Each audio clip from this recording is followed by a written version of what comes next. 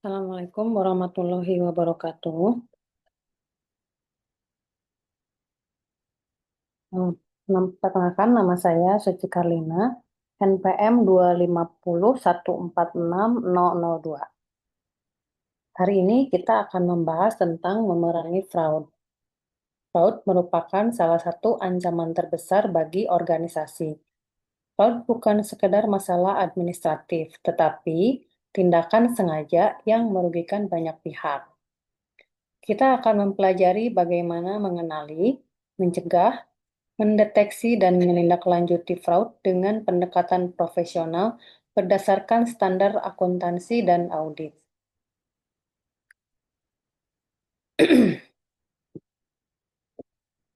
Memahami musuh.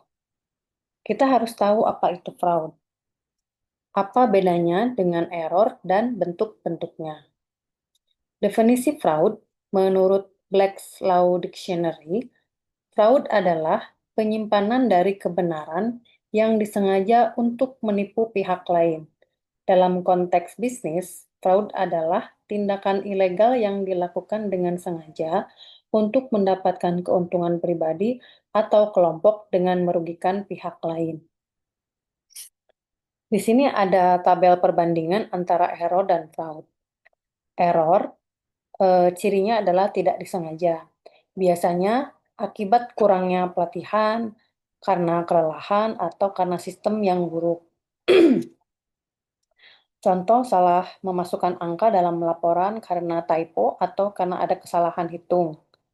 Sedangkan fraud itu disengaja, ada niat jahat atau mens rea. Contohnya sengaja mencatat biaya yang fiktif untuk menggelapkan uang atau markup faktur. Nah, inti pembeda di sini adalah niat. Dalam audit, auditor harus mencari bukti yang menunjukkan apakah suatu penyimpangan terjadi karena terjadi kesalahan atau karena kesengajaan. Jangan keliru, fraud itu beda dengan human error. Kalau salah tulis karena lupa itu error. Tapi kalau salah tulis karena ingin menutupi pencurian, itu fraud. Niatnya adalah, kuncinya adalah pada niat. Mengapa manusia curang? Nah, dalam teori kriminologi yang dikemukakan oleh Donald R. Creasy pada tahun 1953, ada 3 kondisi yang menyebabkan seseorang melakukan fraud. 1, karena tekanan, 2, karena kesempatan, dan 3, adanya rasionalisasi. Kita bahas satu persatu. Nah, tekanan yaitu motivasi atau dorongan untuk melakukan fraud. Bisa karena tekanan pribadi seperti adanya hutang, gaya hidup yang melebihi kemampuan, atau tekanan dari pekerjaan, misalkan karena targetnya yang tidak realistis, atau tekanan lainnya, bisa seperti adanya ketergantungan terhadap narkoba yang memicu seorang melakukan fraud untuk membeli narkoba, atau karena akibat judi. Lalu adanya kesempatan. Adanya celah dalam sistem pengendalian internal yang memungkinkan fraud terjadi. Misalnya, tidak adanya pemisahan tugas, lemahnya pengawasan, atau adanya akses berlebihan terhadap aset. Lalu adanya rasionalisasi atau pembenaran diri yang menyatakan bahwa tindakan fraud itu tidak salah. Contohnya, saya hanya meminjam, nanti dikembalikan. Atau perusahaan sudah kaya, jadi tidak akan rugi. Atau malah ada yang eh, menyatakan bahwa semua orang juga melakukan, jadi saya juga bisa melakukan. Untuk mencegah fraud, kita harus menghilangkan setidaknya satu sisi segitiga. Karena 3 sisi ini harus hadir bersamaan agar fraud terjadi. Teori ini membantu kita memahami bahwa fraud bukan sekedar soal orang jahat, tapi kombinasi dari tekanan, kesempatan, dan pembenaran diri. Jika kita menutup celah kesempatan, meskipun ada tekanan dan rasionalisasi, fraud sulit terjadi. Dampak fraud. Dampak fraud bukan hanya soal uang. Fraud itu menimbulkan efek yang sistemik. Ada dua kategori dampak. Satu, kerugian langsung atau direct cost, seperti kehilangan uang atau aset secara langsung. ACFE menyatakan rata-rata organisasi kehilangan 5% dari pendapatannya akibat fraud setiap tahun. Adanya kerugian finansial dari sebuah negara atau satu perusahaan. Lalu ada dampak kerugian tidak langsung atau indirect cost seperti reputasi. Kepercayaan terhadap investor atau pelanggan dan publik bisa runtuh, bisa menyebabkan nilai saham turun drastis. Lalu dari sisi moral karyawan, karyawan jujur menjadi frustasi, budaya kerja menjadi toksik dan akibatnya produktivitas menurun. Lalu munculnya biaya pemulihan, akibat biaya investigasi, konsultan hukum, pengacara, dan perbaikan sistem seringkali lebih besar dari kerugiannya yang diakibatkan. Lalu munculnya sanksi hukum dan regulasi, seperti adanya denda, tuntutan hukum, bahkan pencabutan izin usaha. Fraud itu seperti lubang di kapal. Air yang masuk, yaitu kerugian langsung, memang berbahaya. Tapi yang paling mengerikan adalah kapal bisa tenggelam karena reputasi hancur atau kru kehilangan semangat.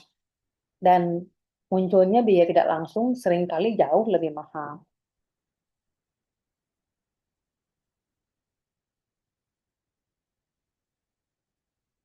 Strategi memerangi fraud. Ada 3 lapis pertahanan dalam manajemen resiko fraud, yaitu lapisan satu pencegahan atau prevent, lapisan dua deteksi atau detect, dan lapisan ketiga mencari penyebab dan memperbaiki sistem.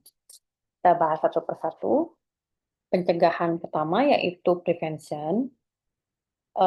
Lapisan pertama yaitu pencegahan, yaitu sifatnya proaktif. Tujuannya membuat fraud sulit terjadi, seperti pengendalian internal yang kuat, kebijakan anti fraud, dan budaya etika. Lapisan kedua yaitu deteksi. Lapisan yang sifatnya reaktif namun dini. Tujuannya menemukan fraud yang mungkin telah terjadi atau sedang berlangsung, seperti pemantauan, audit, whistleblowing system, dan analisis data. Lalu lapisan ketiga yaitu investigasi dan resolusi. Lapisan ketiga ini sifatnya korektif. Ketika fraud terdeteksi, dilakukan investigasi untuk membuktikan, menghitung kerugian, dan menindak pelaku.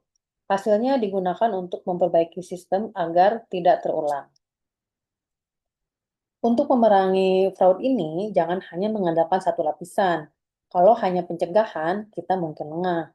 Kalau hanya deteksi, kita bisa terlambat. 3 lapis ini harus bekerja secara sinergis. Ini seperti pertahanan benteng. Tembok sebagai pencegahan, alarm sebagai alat deteksi, dan pasukan untuk melakukan investigasi. Di sini ada 2 pilar pencegahan fraud, yaitu sistem pilar sistem atau hard control, ada juga pilar budaya atau soft control. Hard control ini bisa dilakukan dengan cara melakukan pemisahan tugas atau segregation of duties. Tidak ada satu orang yang menguasai seluruh proses dari awal hingga akhir. Misalnya, yang memesan barang tidak boleh yang menerima barang atau yang tidak boleh juga yang melakukan pembayaran. Lalu adanya otorisasi berjenjang. Setiap transaksi di atas nilai tertentu harus mendapat persetujuan dari atasan. Lalu adanya rotasi karyawan. Tiap eh, karyawan bisa dipindahkan tugas secara berkala untuk mencegah kolusi jangka panjang. Lalu adanya pengendalian atas fisik seperti kunci, perangkas, dan pengawasan CCTV. Lalu pencegahan yang kedua bisa dilakukan dengan cara pilar budaya atau soft control, yaitu dengan cara tone from the top. Artinya pimpinan harus menjadi teladan integritas. Jika pimpinan korup, mustahil bawahannya jujur. Lalu adanya kode etik dan kebijakan anti fraud, jadi tidak sekedar dokumen, tetapi disosialisasikan dan ditegakkan. Lalu adanya lingkungan kerja yang transparan, sehingga karyawan merasa aman untuk melaporkan kecurigaan tanpa takut adanya balas dendam. Lalu diadakan pelatihan dan kesadaran, edukasi tentang bahaya fraud dan cara untuk menghindarinya.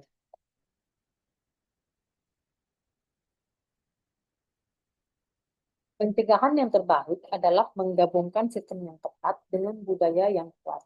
Sistem tanpa budaya akan mudah dijebol, begitupun budaya tanpa sistem akan rapuh.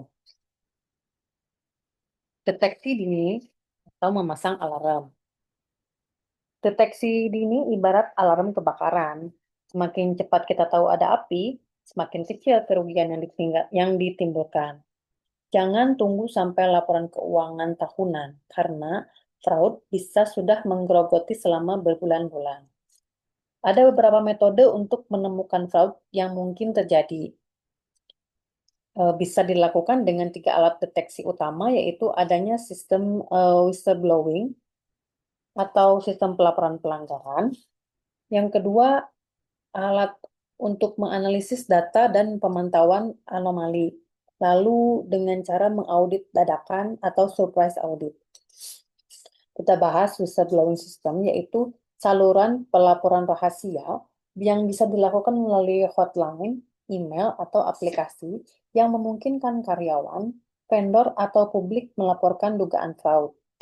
Menurut ACFS, sekitar 40 fraud terungkap berkat tips. Nah, ini adalah sumber deteksi yang paling efektif. Lalu adanya syarat anonimitas yang terjamin, sehingga pelapor dapat dilindungi dan dapat ditindaklanjuti atas laporan tersebut. Deteksi yang kedua adanya analisis data dan pemantauan anomali. Bisa menggunakan teknologi untuk mendeteksi pola tidak wajar. Contohnya, pengeluaran yang naik drastis di luar periode, atau adanya vendor dengan alamat yang sama dengan karyawan, atau adanya transaksi yang tidak biasa, misalnya dilakukan pada saat tengah malam. Lalu ada analisis rasio keuangan yang juga bisa menunjukkan indikasi fraud, misalnya margin laba turun drastis tapi penjualannya naik. Lalu adanya audit dadakan atau surprise audit, yaitu pemeriksaan tanpa pemberitahuan sebelumnya. Ini membuat pelaku tidak sempat menyembunyikan bukti. Cocok untuk area rawan seperti kas kecil, persediaan, atau proyek.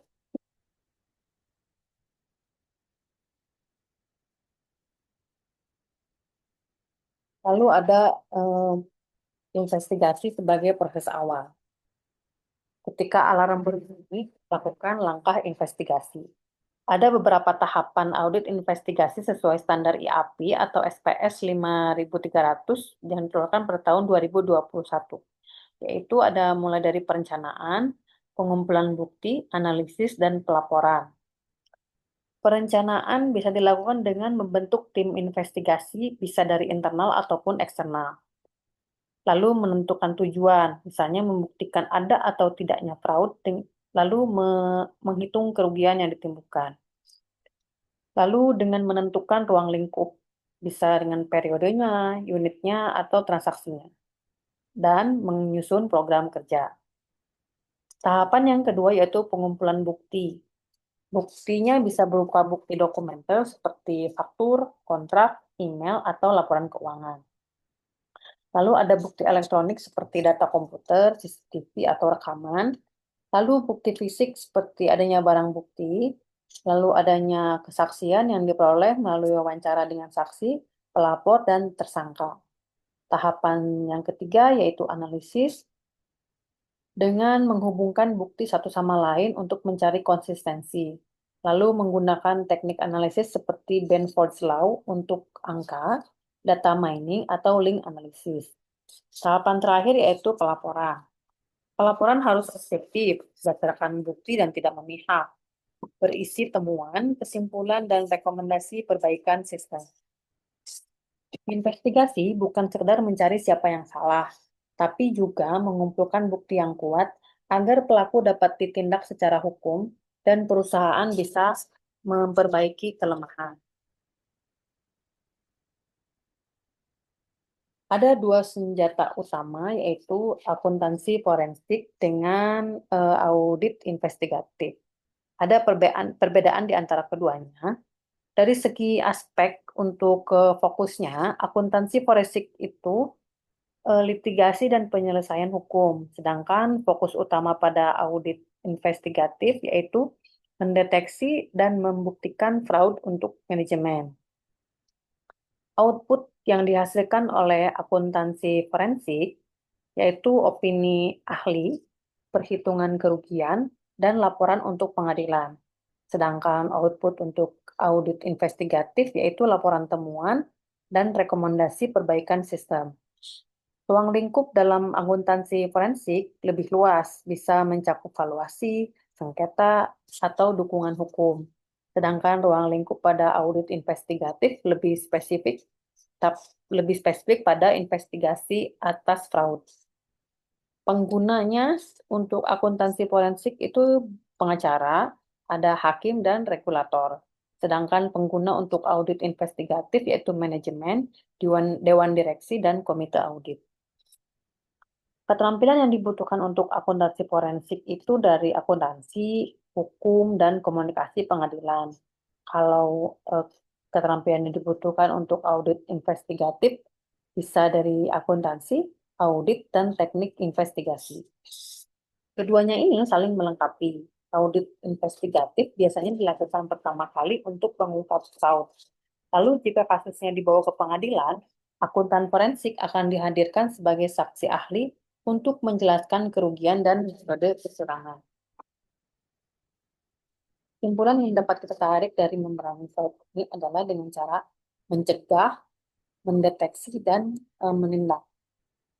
Pencegahan dapat dilakukan dengan cara membangun sistem yang kuat, dengan cara pemisahan tugas dan otorisasi, dan budaya integritas seperti tone from the top dan adanya kode etik untuk menutup semua celah.